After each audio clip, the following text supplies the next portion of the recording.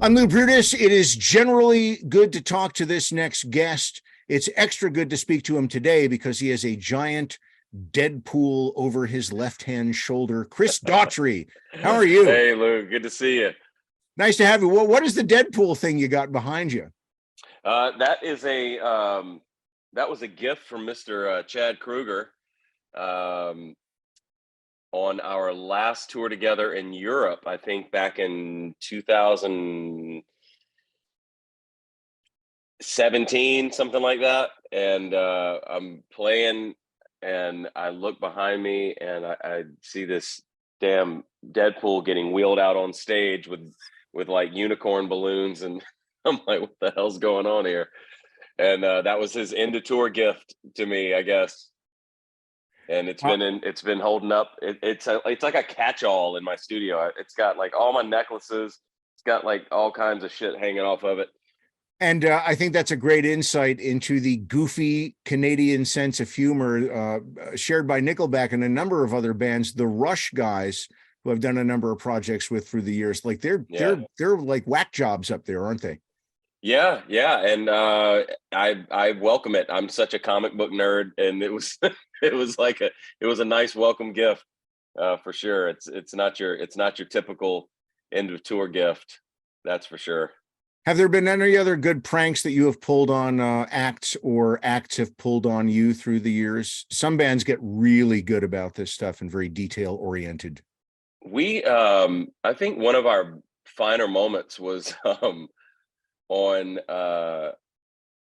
it was on our Leave This Town tour, and we had this band opening for us, Cavo, and they were I don't know if it was their big single that they were playing. I don't know if we messed with them that hard, but it was one of their singles. It was the end of their set, and we set up behind them, and we were all wearing like spandex and tights and headbands. We looked like Poison. And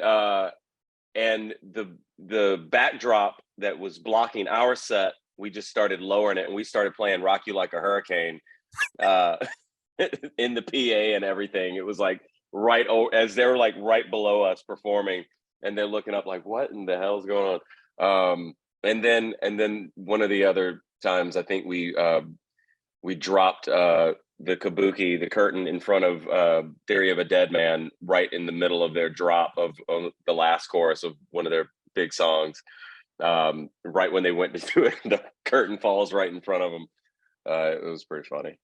Excellent stuff. Now, tell me about any adventures you may have had through the years out on the road with Halestorm. We actually we toured together back in 2013 with I want to say it was us and Three Doors Down and Halestorm, I believe. Yeah, I believe you're right. Yeah, it was a summertime tour. And we there were, you know, we had known each other for many years before that, but really didn't keep in touch. And we kind of got to know each other a little bit on that tour, and we'd always talked about working together and wanting to, and sharing our mutual respect for each other as vocalists, and nerding out on that sort of thing. And we had talked for years, like, we got to do something, because I'm always like, there's a few vocalists out there that really make me jealous of what they're able to do with their voice, and she's one of them. And I always wanted to work with her in some capacity. So when the pandemic hit, I found out she lived in Nashville, and we kind of reconnected, and she came out and did a couple songs with us on our acoustic live stream. I did one of Halestorm songs, and then we covered Man in the Box. and I was thinking, man, that'd be cool if we recorded this someday, or we should do something, record something together. And nothing ever happened. And then I had this idea of covering Separate Ways, and I call her up, and I was like, hey, I think I got the song for us. What do you think? And she's like, absolutely. It's my go-to karaoke song. So it worked out. But we had been talking about it and threatening to work together for years. So we're glad it finally happened. Tell me about the actual sessions for it, because this does not sound to me, and certainly these things can be faked, so what do I know? Yeah. But it sounds like you two are together playing off of one another at the same time and not recording from afar. How was this done? Well, I went in the day before she came in and got just a a rough skeleton of the vocal done, just so she wouldn't, she'd have something to sing to and wasn't waiting on me to, get it right. What? And then when she got there the next day, she was, I mean, she's such a pro. I mean, I think she was in the vocal booth for like an hour, and then I would go in and so some of the stuff we did end up riffing off of each other, and fixing when we were both there. Um, and yeah, we weren't in the same room. We were in the same room, but we weren't recording at the exact same time. We would kind of tag team back and forth and do our parts. And it was kind of, it was one of those things that was kind of over and done with so fast. I was like, I guess that's it. I think we nailed it. It wasn't one of those long all day sessions. And it was, I guess, that's a testament to how pro she is. Well, what is it about her makeup? And certainly I adore Lzzy and I've known her a long time, but sometimes there are great musicians who just don't work well with others, particularly in a duet setting or an outside of their comfort zone setting.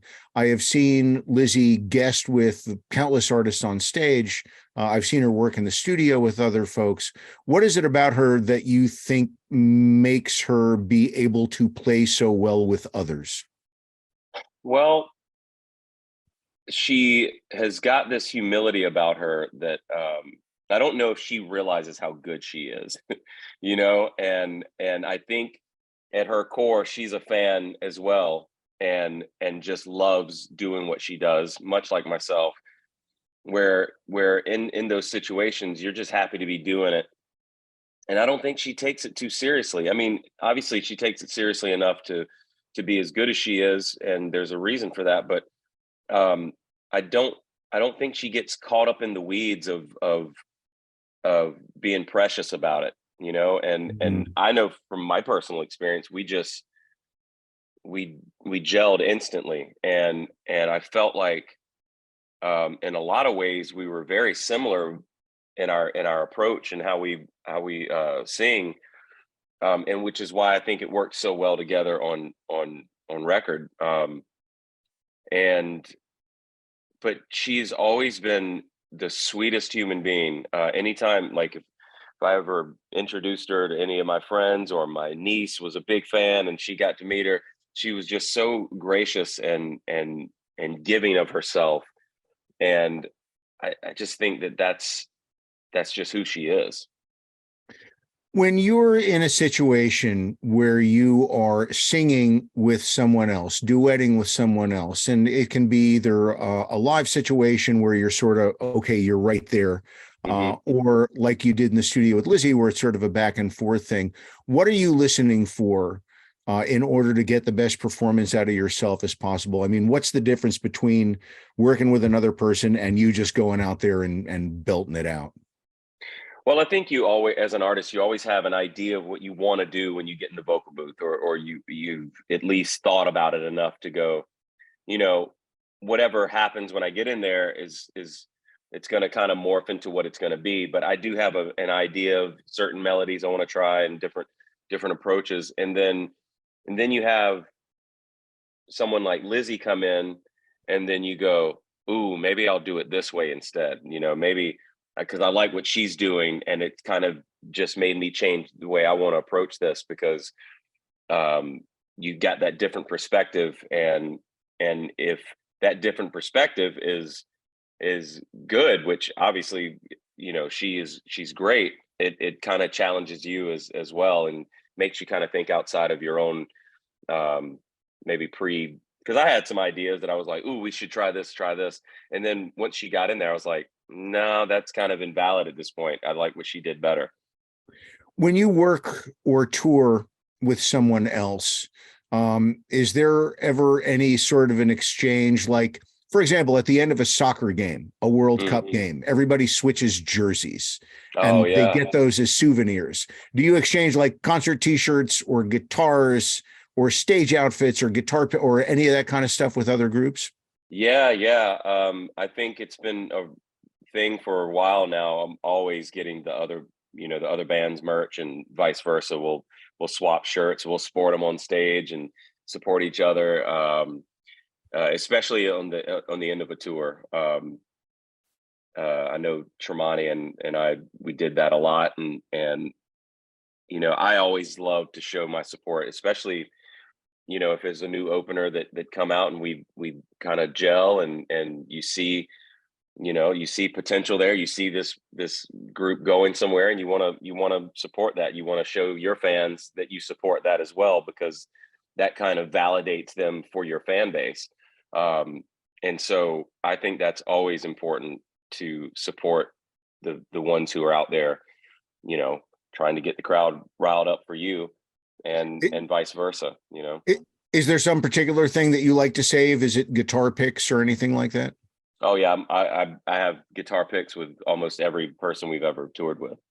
Um, and yeah, I have a whole basket of guitar picks in there. I actually have one of my favorite ones that I got when I was a kid, was when I met Ed Kowalczyk for the first time, Oh, from from live. live. Yeah. And it was right when they were coming out with the Distance to Here record, and they were doing this like small club tour, to preview the new material, and I got to meet him at soundcheck, and I still have that pick.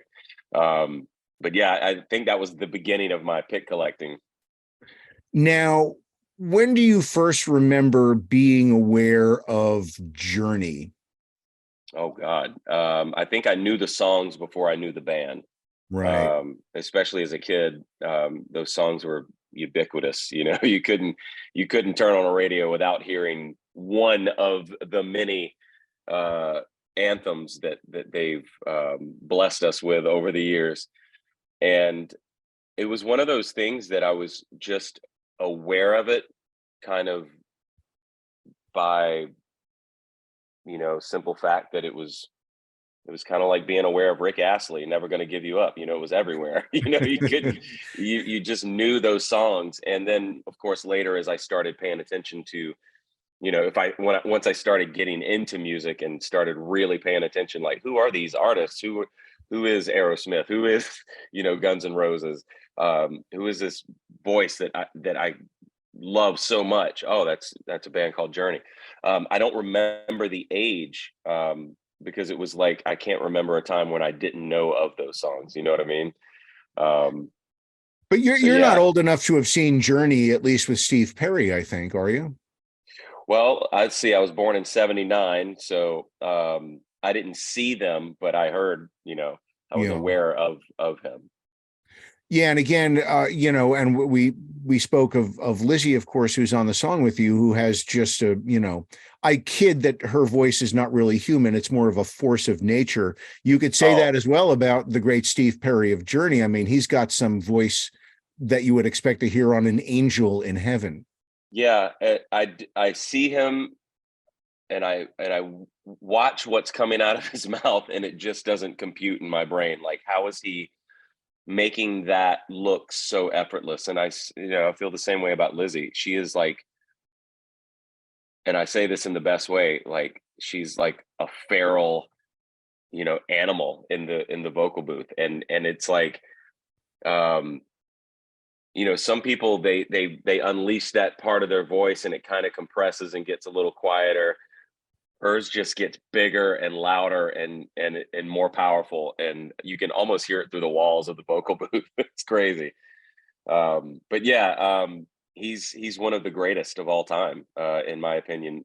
I don't think there's any vocalist out there that sounds anything like Steve Perry. I know it's a little early in the game for the tune, but have you gotten any feedback from any of the Journey camp on this? Neil Schon, he was the only one, to my knowledge, that responded online and to a post, and said, "Sounds strong, guys." So that was good enough for me. I don't think Steve. I don't anticipate Mr. Perry chiming in anytime soon, but hopefully if he's heard it, hopefully he at least thinks we did it justice. God forbid, and again, I'm just being sort of goofy here, but what if Neil had gotten online and said, "No, this sucks"? I mean, that would just be crushing. It would crush my soul. That I guess that's always a possibility when you got the balls enough to touch a song that shouldn't be touched. There's certain bands, certain groups that are considered, I guess a little sacrilegious to attempt to cover, because you're just and it seems like both ones I've done over the past couple of years are, Chris Cornell and Steve Perry. It's like, what am I doing to myself? I'm like asking for it. You say you are asking for trouble, but you come out smelling like a rose. Goals. Yeah. So where are you at with the rest of a new album? Well, we're getting ready to get back in the studio. Well, we're going to the UK first. We got a UK tour coming up, playing Royal Albert Hall for the first time. Oh, no kidding. Really excited about that. And we're getting our feet back in the water of the new record, starting to come up with some ideas. I've been spinging a bunch of gibberish into my phone for the last year. I've got like 100 voice memos of song ideas. So hopefully, maybe it all ends up being one song. I don't know, but I'm definitely ready to get back into the creative mode, and I've certainly got a lot to write about. So we shall hopefully have something for everybody's ear holes by the spring, at least, if not a single. Hopefully, I don't anticipate a record being done by then. That's just not realistic, but hopefully have something new to listen to within the next few months. Well, I don't know if you realized it, Chris, but in that answer, you just perfectly captured what the title of the album should be: Singing Gibberish into My Phone. There it is. There it is. There's your fucking title track. There it is, right there. Fuck yeah. I'm just gibberish in my phone. Glad I could help you with that. It takes the pressure off of me having to write any kind of poignant lyrics, that's for sure. Yeah, send that right to management. Get that, yeah, exactly it. You can literally just sort of howl into the microphone now, and you'll be. What did you expect? The title's right there. And I'm sure this is way too premature to talk about, but it would be great to see you back on the road with Halestorm again, if for no other reason you guys could duet the tune together. Hey, I would be lying if I didn't say that we hadn't talked about it. We've definitely kicked around the idea of touring together, and that would be amazing. I would love that. Well, I can't wait to speak to you again, because by the next time it comes around, you should have lots of new stuff to talk about. But until then, Chris, it's always great to catch up, and a great job, really. You hit on it in the answer. To go down the road of covering Journey is pretty ballsy, but it worked out great, and I'm very happy for you and Lzzy. Thank you so much, Lou. Thank you for having me, and I appreciate the support, and I can't wait to talk to you next time.